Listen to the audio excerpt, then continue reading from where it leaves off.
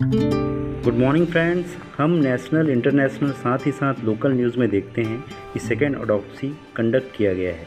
हम इस वीडियो में जानेंगे सेकेंड ऑटोप्सी क्या है, क्यों किया जाता है और कौन करवा सकता है। जब किसी मृतक की बॉडी का दूसरे एक्सपर्ट के द्वारा पोस्टमार्टम एग्जामिनेशंस कंडक्ट किया जाता है जिसका पूर्व में ही ऑटोप्सी हो चुका हो, उसे री पोस्टमार्टम एग्जामिनेशन या सेकेंड ऑटोप्सी कहते हैं।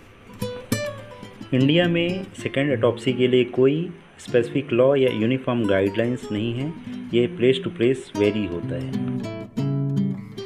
कोर्ट जस्टिस इंश्योर करने के लिए सेकेंड ऑटोप्सी का ऑर्डर दे सकता है। कई प्रकरण में केवल एग्जीक्यूटिव मजिस्ट्रेट के ऑर्डर पर सेकेंड ऑटोप्सी किया जाता है।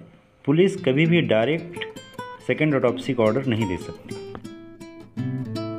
जब फर्स्ट ऑटोप्सी से मौत का कारण स्पष्ट ना हुआ हो या फर्स्ट ऑटोप्सी के बाद कोई सस्पिशंस रेज हो, जैसे होमिसाइड, कस्टोडियल डेथ या डाउरी डेथ इत्यादि। यदि फर्स्ट ऑटोप्सी फाइंडिंग से फैमिली मेंबर या इन्वेस्टिगेशन एजेंसी सेटिस्फाई ना हो या फर्स्ट ऑटोप्सी से कुछ सर्टेन क्वेश्चंस आंसर ना किया गया हो, यदि यह सस्पिशियस राउज हो कि फर्स्ट ऑटोप्सी सर्जन ने अपने फ़ायदे के लिए ऑटोप्सी फाइंडिंग कंसील किया है, तो second examinations different panel doctor से करवा सकते हैं। यदि first autopsy inexperienced medical officer द्वारा पुअरली इक्विप्ड फैसिलिटी में किया गया हो। हाई प्रोफाइल और सेंसिटिव केसेस में पब्लिक डिमांड या पॉलिटिकल प्रेशर्स में ट्रांसपेरेंसी इंश्योर करते हुए सेकेंड ऑटोप्सी का ऑर्डर दिया जा सकता है। सेकेंड ऑटोप्सी के लिए एप्लीकेशन एक कॉम्पिटेंट जुडिशियल अथॉरिटी को देना चाहिए, ना कि पुलिस को। सेकेंड ऑटोप्सी के लिए ऑर्डर मजिस्ट्रेट के थ्रू आना चाहिए। Second autopsy well equipped institute या टर्सरी सेंटर में और पैनल ऑफ डॉक्टर्स या फॉरेंसिक एक्सपर्ट के द्वारा किया जाना चाहिए। सेकेंड ऑटोप्सी अंडर वीडियोग्राफी और वेल डॉक्यूमेंटेड होना चाहिए। अगर बॉडी ऑलरेडी बरीड हो तो मजिस्ट्रेट सेकेंड ऑटोप्सी के लिए एक्सह्यूमेशन का ऑर्डर दे सकती है। अगर सेकेंड ऑटोप्सी एक्सह्यूम्ड या डिकम्पोज बॉडी का किया जाना हो तो बहुत से आर्टिफैक्ट्स बॉडी में इंट्रोड्यूस हो सकते हैं जो फर्स्ट ऑटोप्सी या डिकम्पोजिशन चेंजेस के कारण आ जाते हैं। अब हम देखेंगे सेकेंड ऑटोप्सी के क्या एडवांटेज हैं और क्या डिसएडवांटेज। सेकेंड ऑटोप्सी में इनिशियल ऑटोप्सी की फाइंडिंग और कंक्लूजन को वेरीफाई किया जा सकता है और अगर कोई फाइंडिंग में गलती हुई हो तो उसे करेक्ट किया जा सकता है। जब पहली रिपोर्ट को लेकर कोई अनसुलझे सवाल या संदेह हो तो दूसरी पोस्टमार्टम रिपोर्ट शोकाग्रस्त परिवार को यह भरोसा दिलाती है कि जांच में कोई कसर नहीं छोड़ी गई है।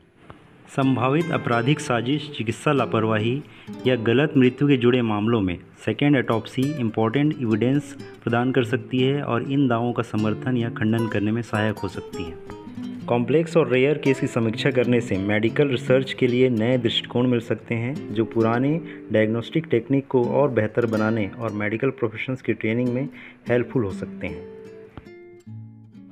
कभी कभी सेकेंड ऑटोप्सी से ऐसे नए फैक्ट्स सामने आते हैं जो इनिशियल ऑटोप्सी में नहीं होती हैं, जो बॉडी के अलग अलग हिस्सों की जांच करने से मिलती है जो पहले नहीं हुए थे, या पहले से मिले फैक्ट्स का नए दृष्टिकोण से पुनर्मूल्यांकन करने से पता चलता है।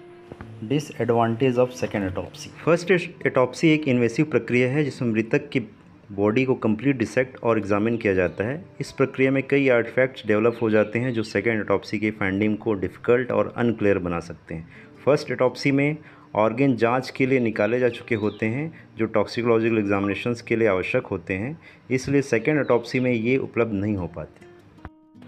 First and second autopsy report में इनकॉन्सिस्टेंसी होने पर मामला और जटिल और विवादित हो सकता है। क्योंकि सेकेंड ऑटोप्सी रिलेटिव की मांग और खर्चों पर कराया जाता है, इसलिए यह संभावना बनी रहती है कि सेकेंड ऑटोप्सी की फाइंडिंग किसी विशेष लीगल आउटकम का समर्थन करे। सेकेंड ऑटोप्सी करने के लिए अधिक समय, विशेषज्ञ और कानूनी प्रक्रिया की ज़रूरत पड़ती है। सेकेंड ऑटोप्सी के लिए जितना डिले होता है उतना ही बॉडी के ख़राब होने की संभावना बढ़ जाती है।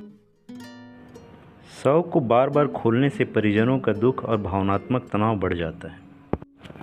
यदि फर्स्ट ऑटोप्सी अच्छे तरीके से और कंप्लीट किया गया हो तो सेकेंड ऑटोप्सी में नया और उपयोगी फाइंडिंग्स मिलने की संभावना कम होती है।